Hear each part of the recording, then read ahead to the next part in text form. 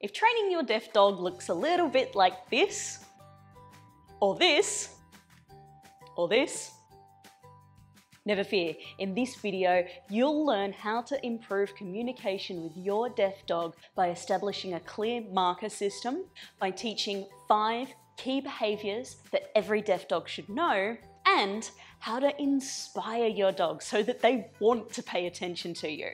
Hey, it's Natalie here from Canine Concepts, where I teach you fun games to get real life results with your dog.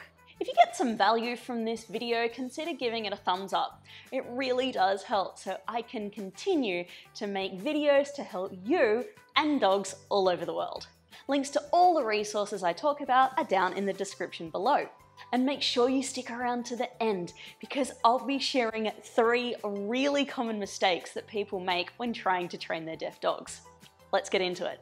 Lots of folks get stuck trying to train their deaf dogs. So if you're feeling lost, please know that you are not alone. But I can assure you it doesn't have to be this way. By the end of this video, you'll see that training a deaf dog is really no more difficult than training a hearing dog. It's just a little bit different. So where do we start? Well, first up, we need to establish a clear marker system. Your marker has 2 functions. Number 1, it captures the exact behavior you're after, a little bit like a camera. Your marker takes a photograph of the precise moment your dog got it right. And 2, your marker is a promise.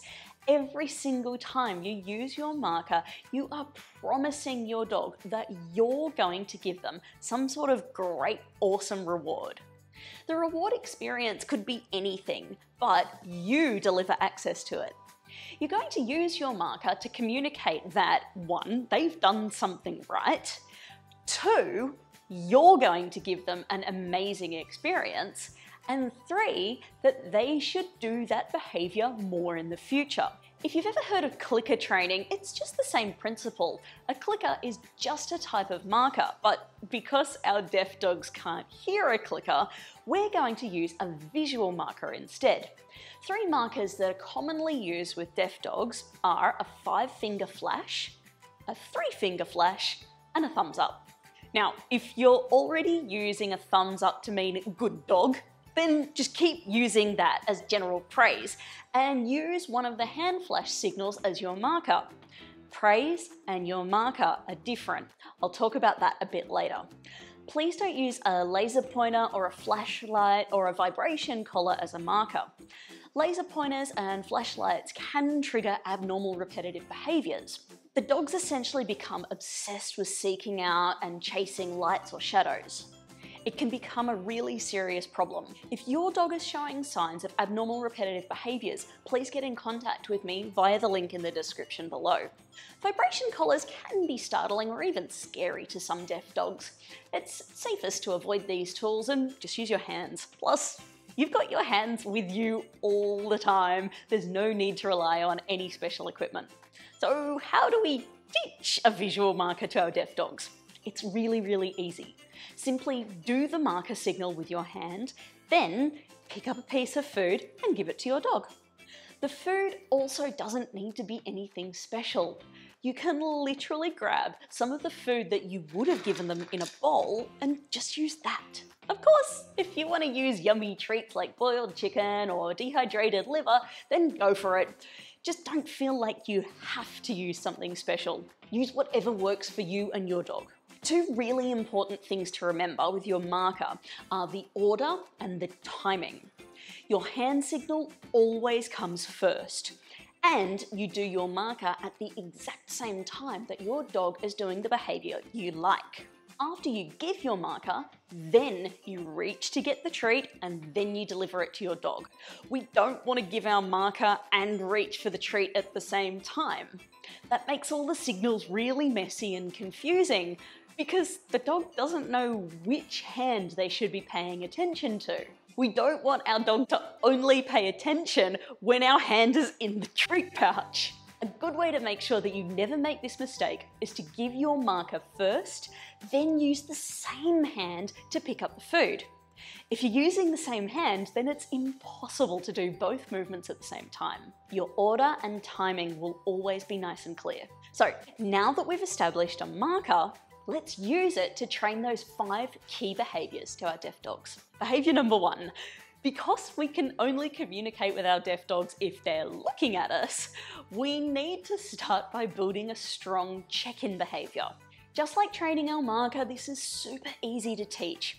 With your hands empty, simply wait for your deaf dog to look at you.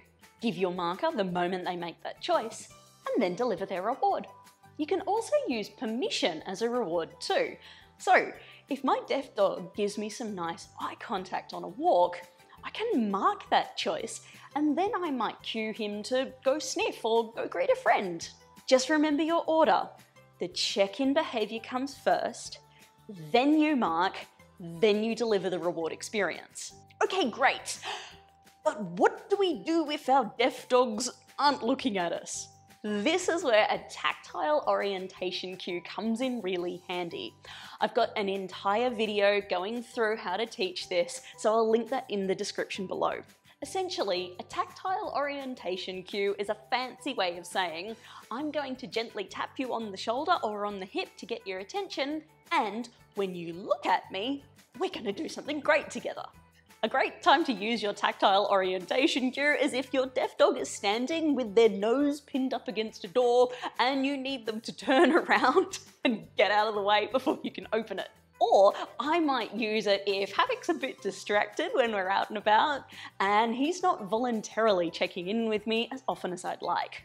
I might use the tactile cue to remind him that, hey, the fun stuff happens with me, don't worry about that distraction over there.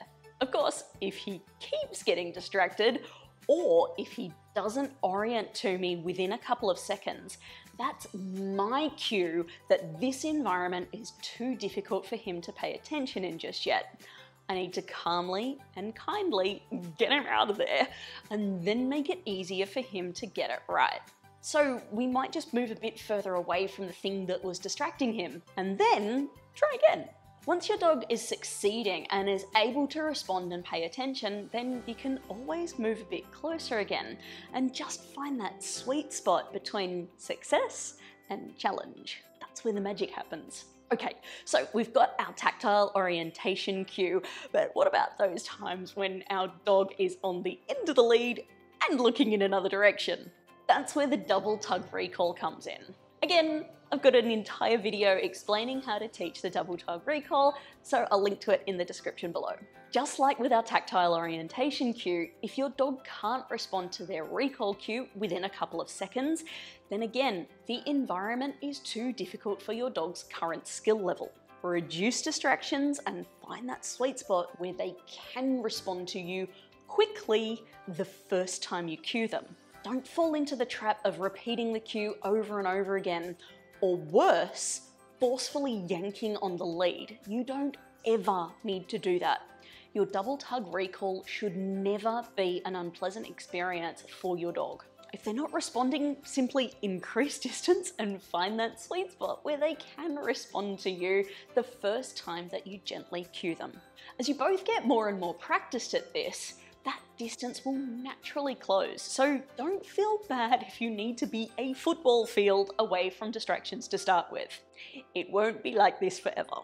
Building success after success is how your dog learns to ignore those distractions so you can move into those trickier environments. It probably goes without saying that you should only do the double-tug recall with your dog in a comfortable harness. Never a collar. I really like the stylish hound harness because it's got a back clip and a front clip on their chest. The chest plate prevents the belly strap from riding up under their armpits, and the entire design allows the whole shoulder girdle to move freely. Harnesses that go straight across the front of the chest obstruct the movement of the forelimb, and that can cause joint issues down the track. If you want to check it out, the link's in the description below. The double-tug recall is for sure an essential skill that all deaf dogs should know, but how great would it be if we could teach our deaf dogs to just mind their own business and turn away from distractions all on their very own without needing to recall them? The Disengagement game teaches just that. Again, a detailed tutorial is linked in the description below, but essentially, We use some of our dog's daily food allowance to throw a little temptation towards a distraction, and when our dog chooses to turn back to us, we mark that moment and feed as we move away in the other direction, ignoring that distraction. Before we move on to our fifth and final behaviour, I want to point out that no dog, deaf or hearing, should be off lead if they can't perform these skills reliably out and about, even when faced with distractions. Deaf dogs especially can wind up in all sorts of trouble and even danger if they have off-lead responsibility thrust on them, but they don't yet have the skills to take on that responsibility. Work on your foundations first. My final key behaviour that all deaf dogs should know is how to settle on a bed or in a crate, no matter what is happening around them. If you're wanting to take your deaf dog out to a cafe or to the pub, they need this skill. It's also so handy for general day-to-day life at home. Don't want your deaf dog jumping all over your guests? Teach them to chill out on a bed instead. Don't want them jumping on you when you get home? Teach them to go to their bed and wait for a treat instead. Don't want them begging at the table or hanging around the kitchen while you're cooking? Teach them that waiting on their bed gets them paid. Now, if you want to save all of this info for future reference, make sure you download your free Getting Started with a Deaf Dog ebook. The link's below. So here's that bonus content I promised you. 3 big mistakes that people make when they're trying to train their deaf dogs. Mistake number 1 is confusing your marker and praise. Your marker is not the same as praise, especially for a deaf dog. You might have a happy face and be giving a thumbs up, but that alone is generally not very rewarding to a deaf dog. In order to keep your marker strong, valuable, and something that's meaningful to your deaf dog, it must always be followed up with some sort of great experience that comes from you, even if that's just permission to go and do something else. Mistake number 2 is getting the order all mixed up. One thing I see time and time again is people giving their marker, feeding a treat, and then giving the marker again. This happens mostly when people use thumbs up as their marker. If you think you might make this mistake, then just use a different marker. You're probably less likely to make this mistake if you use, say, a 5-finger flash as your marker, and then keep your thumbs up just as your general praise. Mistake number 3 is thinking that you need to teach your deaf dog a sign for no. Believe it or not, this is actually completely unnecessary. We've spent all that time growing our check-in behaviour. The last thing that we want to do is give our deaf dog a bad deal. Looking at us should be the strongest behaviour of all. We want our deaf dogs to look forward to checking in with us. We never want them to second guess whether they'll see a happy face or if they should look away because they're going to see an angry face. So how do we teach our deaf dogs not to do things like jumping on people or inspecting the delicious dinner on the table? We use a simple 2-step process: management and training. You see, dogs do those behaviours like jumping on people or raiding the bin or barking at you to play fetch because those behaviours work. Those behaviours produce fun outcomes, so they do them again and again in the future. They bark, you throw the ball. They go snorkeling in the rubbish bin, they find goodies. They jump up and the person gives them attention. Yes, even if you're giving them a thumbs down, that is still attention. Unless the dog wants to avoid the thumbs down more than they want your attention, this is not going to stop your deaf dog from doing those behaviours in the future. It might interrupt it in the moment, but it's not going to stop them from doing it again tomorrow or the next day. And I don't know about you, but avoiding my disappointment is not the kind of relationship I want with my deaf dogs. I don't want my dogs behaving appropriately simply because they're avoiding unpleasant outcomes. I promise you, you don't need to train like that in order to have a well-behaved dog. Instead, we use management to prevent the behaviour from happening in the first place. Have your dog on lead so they can't jump on your guests, and increase distance if you need to. Put the rubbish bin in a cupboard. Don't leave food unsupervised on the kitchen bench. Put the cat litter somewhere where the cat can get to it, but the dog can't. Essentially, don't give your dog the responsibility of managing a situation all on their own until they've proven to you that they can be trusted to make the right choice. The second half of our equation is training. Our management prevents the unwanted behavior. We then teach them what to do instead. Hey, deaf dog, when you see me cooking in the kitchen, go to your bed and I'll give you some of your daily food allowances. Pay for that great choice. Prevent what you don't want, train and reward what you do want. Follow that recipe and you'll be well on your way to having a more harmonious life with your deaf dog. Now, if your deaf dog is causing chaos and they can't settle on their bed, then watch this video next. These two videos combined are going to save your sanity. Happy training!